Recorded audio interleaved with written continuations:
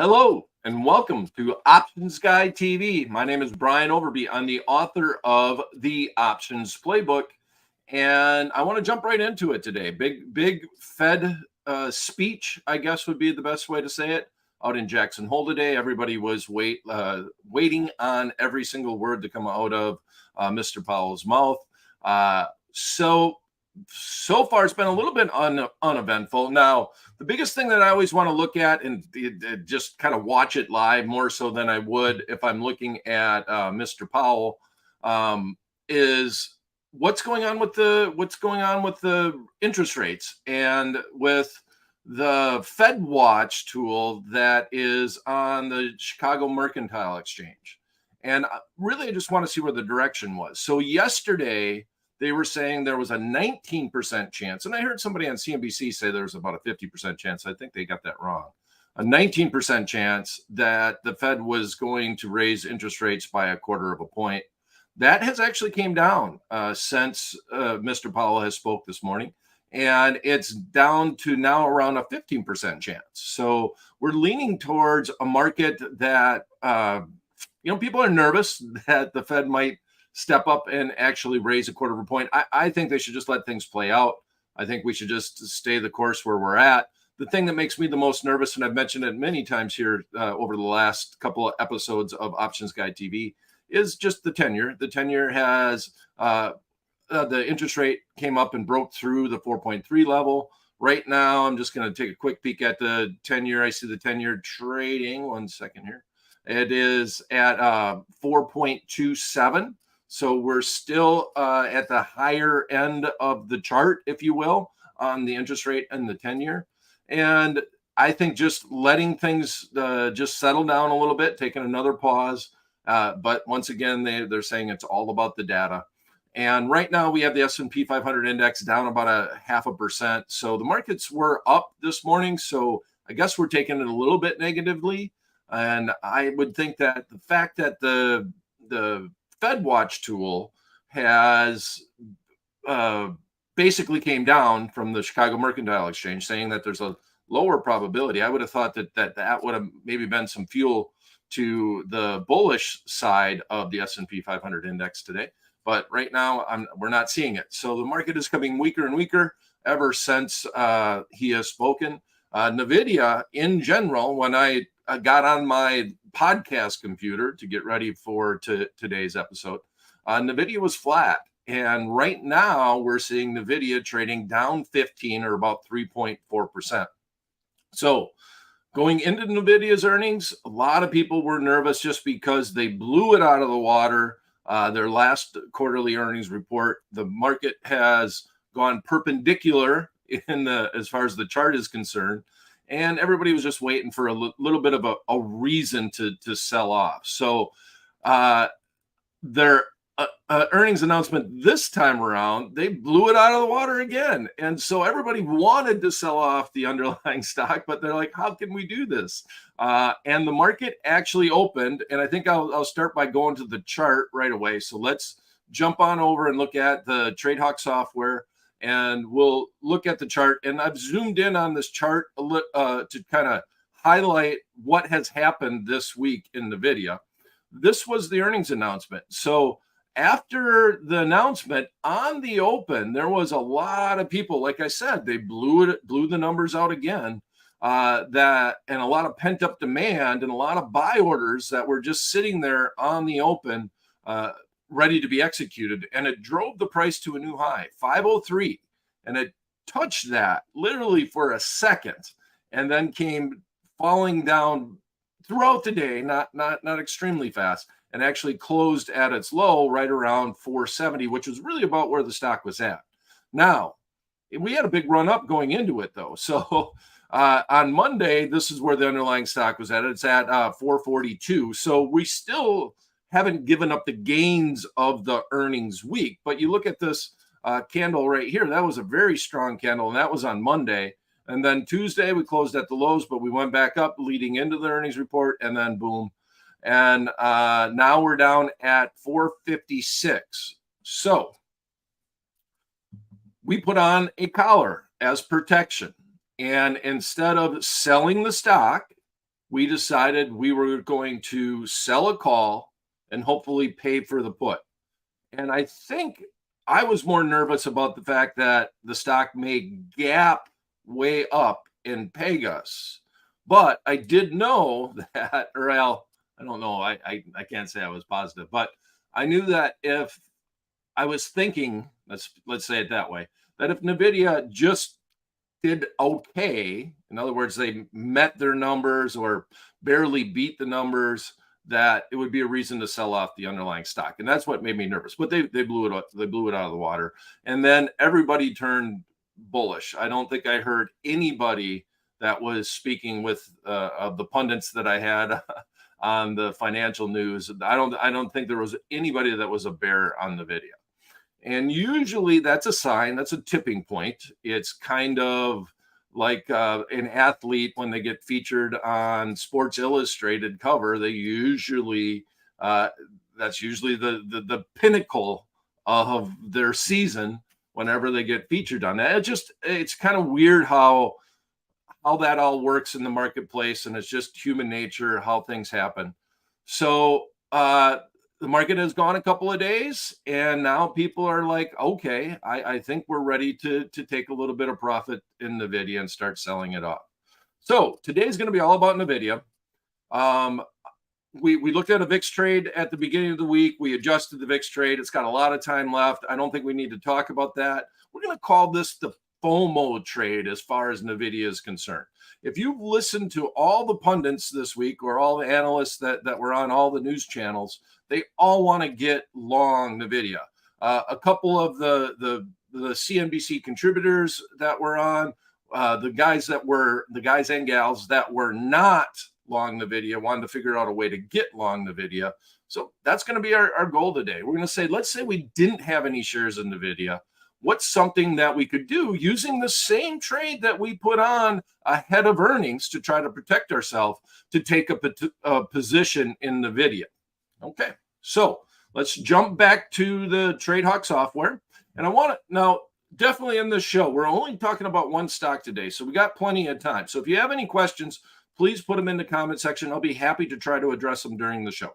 All right, so stock was flat, as I said, at around 10:15 Eastern time. It's now down about $14 or almost 3% on that underlying stock. So the trade that we put on, let's review, because we got to decide what we're going to do with it now. It protected us. It did fairly well. It did its job, right? We didn't sell the stock. We were pretending that we had 100 shares of stock inside our portfolio, and we did our little paper trade to try to protect it. And we used the September expiration, and it was the September 1st expiration. We didn't do the shortest term expiration, mainly because, well, I just wanted a little bit more time. We really were worried about the event, and we could have looked at that August 25th expiration, but now we're seeing kind of what's happening. Sometimes with earnings, it might take a few days for things to settle in. And so we went out 9 days at that point in time. Now there's only 7 days left in it. We sold a further out of the money option contract on the call side and used the proceeds to buy a closer to the money option contract on the put side. This meant that we did this for a net debit to the account. So I'm down on the bottom here on the order ticket. I actually have the order that we put in. Now remember, 100 shares in the portfolio. That's what we were thinking. So we sold the 535 call and we bought the 435 put. We did this for a net debit to the account of $5 and some odd cents. Let me see. Where do I got that price? $5.68 is what we did it for. So market's down, seeing a little bit of a sell-off. Market opened big, closed basically where it opened, which is kind of crazy on Nvidia anyways. Did have obviously a big move. It actually moved almost the expected move to the upside. The expected move was right around 47 points or about 11%. And it almost opened dead on that number, but it was only there for a second, started coming down within the first 15 minutes of the market. So now we're seeing weakness. We're seeing weakness in now since, well, I guess now the market's all over the place. Now the SPX is flat. The Nasdaq is still down a little bit. The VIX is trading right around 17, so I guess that's came off a little. But with that said, Nvidia is obviously down. It's down now. It's down $12, so it is moving. Everything's moving. Everything's moving. Do you want to sell this? Do you want to sell your put and get out and try to cover some of your cost of your insurance? Or do you want to stay in this trade and give yourself at least until Monday, right? Mondays are usually days of big moves because you got the weekend for the news cycle to happen and people to think about things. And just stay the course. You got another 7 days left in your collar, but you did pay $5.68 for it. So on 100 shares, you did it one by one. That was $568, but you're up huge on the video. Okay, so that is the question. So let's look at where these options are at. So if I look at the September expiration, and on the downside, we bought the 435. Okay, I got the leg right here. So we could just sell. So there's three different options that we can do here. We can just sell the put and leave the call. So we're still saying that we have the obligation to give up our stock at the call strike of 535. Quite a a good chunk of a ways above where the current market is at. So that would be, I think that would be the way that I would approach it. If I wanted to get out right now on my put side, I personally would probably just ride it and keep that protection. It's doing its job. See what happens over next week. I was prepared, just like if you pay for your car insurance, right? You very rarely hope that I paid for my car insurance. I really hope I run into a tree before the policy ends, right? You don't usually want that to happen. So I was prepared to give up that money. I was prepared because it allowed me to stay in the stock. That insurance policy, that collar that we put on, that $568, that was a cost of doing business. All right. So I'm prepared to stay in it. So I personally would stay in this trade, and especially until Monday or Tuesday. But now the market just jumped again. Gosh. So now you can almost get out where your insurance would only cost you a couple of bucks now. It's trading for $4.15 on the bid now. So you sell that, but then you go up to the 535, and your risk is opportunity. And that's trading for 33 cents. So you could sell that and buy the 535 back and unwind this position.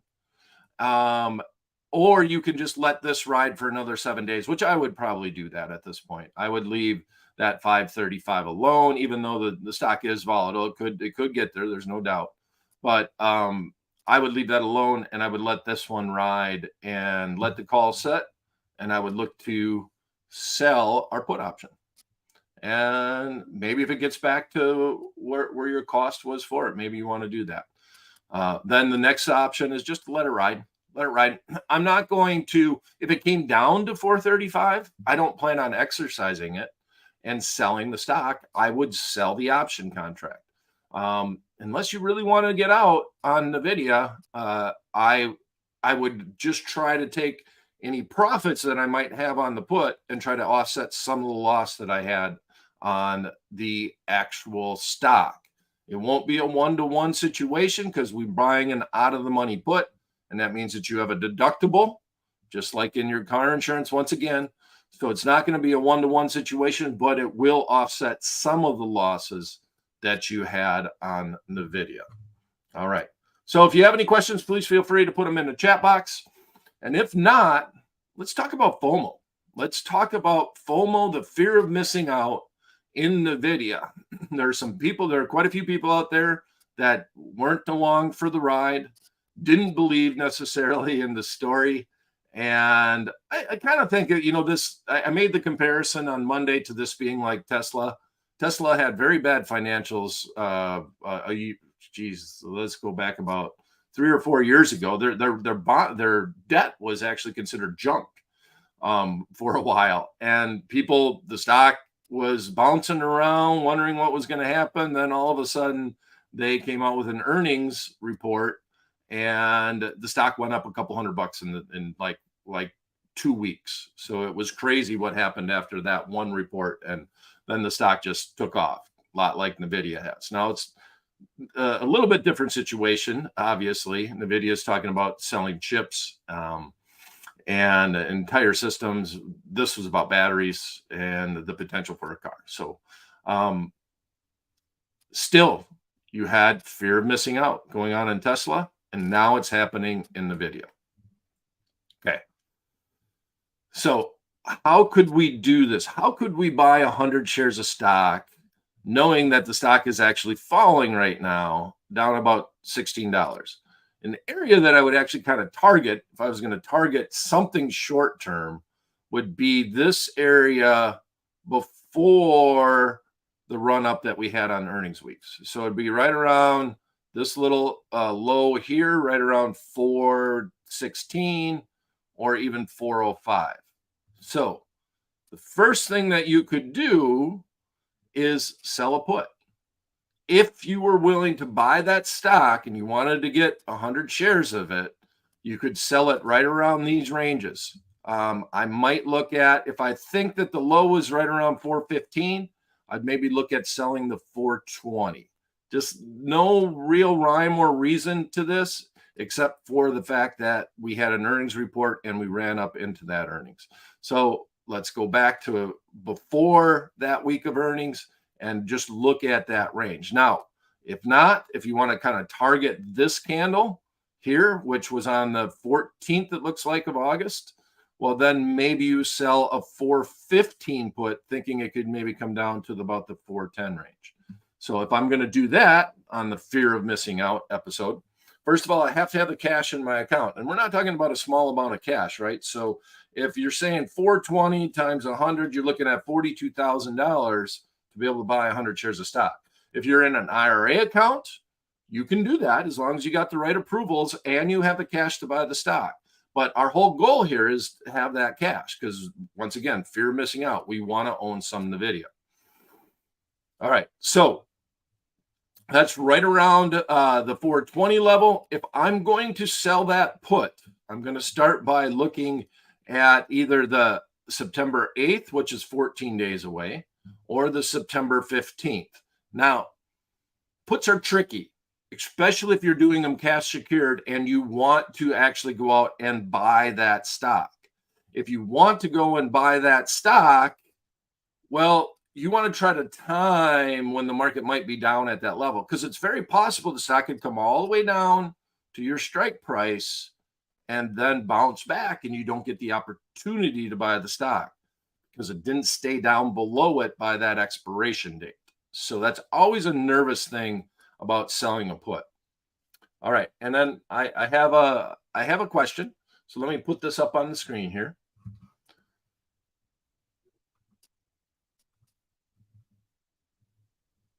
So the question is, before earnings, would you have considered a call credit spread close to the money to use the credit to subsidize a put for insurance? And to have a way to also capture some potential upside. I like that. I like that thinking.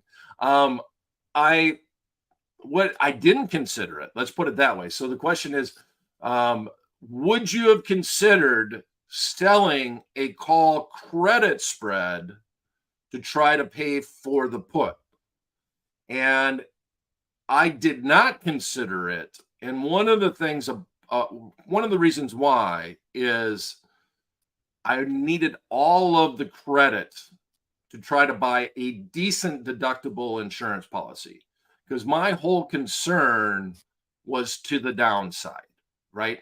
I didn't necessarily think that the underlying was going to go down, Nvidia. I didn't think that, but I was more nervous that the market could go down faster than it would go up because of the huge run up that we've had. So I sold the call, did not buy a further out of the money call, which would have gave us a little bit of upside, right? Because we'd have been long an extra call here. And I like that. I like that trade. And maybe there's a situation where that might work. But the put options were extremely expensive. Just, it's NVIDIA. It's volatile underlying. It's an expensive underlying. So I didn't consider it. And I don't think I would have considered it in this scenario because I wanted to just take as much of that premium to pay for the thing that mattered to me the most, the protection on the downside or the put option. Hey, thank you. Excellent question. All right. So if I'm looking to do this, I think I'm going to go 14 days because I'm trying to guess where that weakness is at. You could go 21 days, which would be the September 15th contract, but I'm going to go about 14 days out in time. I'm going to try to trigger the downside. So we're going to look at $4.20. We got some decent volatility, still trading at about 46% implied volatility. By the way, the August contract, which is expiring today, basically the implied volatility got cut in half after earnings. I think it was right around 160, a little less than that. And now it's trading at about 90 vol on the most near-term options. The longer-term options have came down much more, which usually will happen. And we're now trading at about a 46% implied on this, but that's still $4.50. So if the stock comes down to the 420 level, and let's call it that, this isn't going to be the official paper trade for today because I'm going to look at one more other FOMO potential trade. But if you just want to buy a put to try to target a buy price on the stock by looking at the short term of the chart. So you take 420 minus the let's call it 430. Let's just say we hit the bid, $4.30, 430. Your effective buy price of the stock would be 420 minus the premium brought in, which would be 415.70, right? $415.17 times 100 means you have to have $41,570 into your account in order for this to be considered a cash secured put where you would be buying 100 shares of stock. Okay. Now, a different way to do this, which means that you'd be a little bit more bullish on the stock, is to just buy the stock. I wouldn't buy it right now because obviously it's falling. Now it's actually down 1650, let's call it, as the market's moving. So obviously there's some weakness in the market. I would wait till the end of the day or maybe Monday to buy it. But if I was buying 100 shares of stock right here, you obviously have to be nervous because of what's going on with the stock and just looking at the chart. How could I use that collar to leg into my position here? How can I go about getting a position on knowing that there's been some risk in the stock, mainly because of the way the stock has moved and how fast and quickly that it's gone up in time? So here I'm going to look at the October option contracts, and I already have this one highlighted.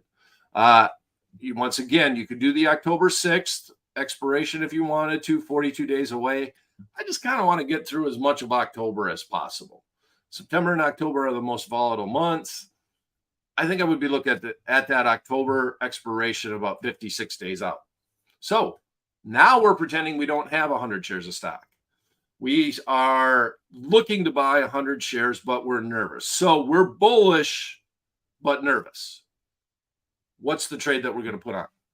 All right. So let's clear out our earnings collar that we had on.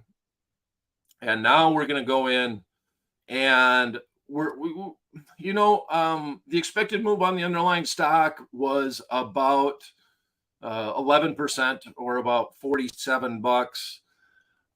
I think if I'm going to do this, the William J. O'Neill from IBD basically would say never lose more than 7% on a stock. So we're going to go cut that basically in half. Let's go down about 25 points. So we'll stay right at that 420. Let's do that. That makes sense to me. So we're going to be buying this put. And this put is going to be our protection. Going out to October, though, it's going to be expensive. So we're going to buy that for $15.75. No, $15.85. So I'm just going to click on that. We'll look at a midpoint. A lot of volume in NVIDIA options, especially nowadays. So you're going to probably be able to get a decent fill, a decent midpoint fill on this. And now, quite simply, I want this one to be a zero cost collar. I do not want to pay for any of the insurance. So I am going to take what I paid for that, $15.75, and I'm going to go and look for a call that's trading for $15.75, and I'm going to sell it to help pay for the put. So much different attitude than I had around earnings. I was willing to pay for some protection. I wanted a better insurance policy with a lower deductible. Now I'm just trying to get into the stock. I'm going to play between the strikes, between where the put is and where the call is. So now I'm going to scroll up and look at, so I'm right in between 505 and 510. Do 1575 is there. So 505. I guess I'll do the 505. I don't want to pay anything for this. So I'm going to sell the 505, and here's the bid. And now we're going to be bringing in a small credit of about 40 cents on the stock. So that is 50 points on the upside. If it went up and got called away, that's about 11% upside. On the downside, we got from, 35 points of downside. So once again, the volatility skew, I guess we talked about it on last week's show, it's leaning towards the upside a little bit, which makes puts inexpensive relative to calls. So our risk on the downside, if we put this on today, now remember, we're buying 100 shares of stock, so I'm going to add stock here. There we go, 100 shares. I'm going to add the stock to the position. So 455 minus 420 is 35 divided by 455. We're looking at 7.5%. We brought in a net credit of about 40 cents to put on that trade. So overall, if we're doing this trade, our total risk, it allows us to take a position on in Nvidia, get our feet wet a little bit. We got about 7.5% of risk on the downside. And on the upside, we had 50 points or almost 11% on the upside. Why not, right? This is just a decent way, because I think so many people are scared to buy Nvidia right now. And I think after the last earnings report, they were scared to buy Nvidia right now. But if you have a tool like this in your toolbox, well, it makes you less scared to do it. And it allows you to jump in and look at this trade. All right. So any more questions that we have about the trade? If waiting on a little more questions, if we get any more questions, that's fine. If not, no worries. But let's go and add this to the what if calculator. And I just want to show you that what our risk and reward is. So let me put this in the TradeHawk software what if calculator, one of my favorite tools. And you see here's where the underlying stock is at. Here's our downside from here on down, from 420 on down. I am going to take my ball and go home. I'm not going to play anymore. From 505 on up, opportunity gone, right? I'm only playing between the strikes, and it allows me to put this position on. It's going to get me through October. And yeah, you're giving up opportunity for protection, but at least you jumped in. Because I'm sure right now, if there's got to be somebody out there that was thinking, last earnings report in Nvidia, I really need to buy the stock. And now they're kicking themselves. Man, I should have bought that stock. Can't believe I didn't, but I was going to, but then I had a golf fight at a tea time. I swear if I went to have that tea time, I would have bought that stock. Well, here you go. Here's how you would get in and take some of that nervousness out of the marketplace. All right. Well, that right now, I think that's going to be it. As a matter of fact, I look at the clock. We're right at time. That's going to be it for this episode of the Options Guy TV. We're going to come back on Monday, and we're going to keep this theme. I'm going to give you a synthetic way to get this type of profit and loss graph that I just showed you in the what if calculator on the TradeHawk software, only using options. So synthetically, it's going to be the same as the collar, but it's going to cost you a lot less to do it. And so everything is NVIDIA. Like I said on Wednesday, it's the magnificent of the magnificence. I said, what? 1 second. And so we're going to start Monday by looking at a synthetic trade, which basically just means similar trade to a zero cost collar on NVIDIA where you would actually own the stock. Thanks for coming. Please click subscribe, ring that bell, pound that thumbs up. It helps us out here. And we'll see you this coming up Monday at 11 o'clock Eastern time for the next edition of Options Guy TV.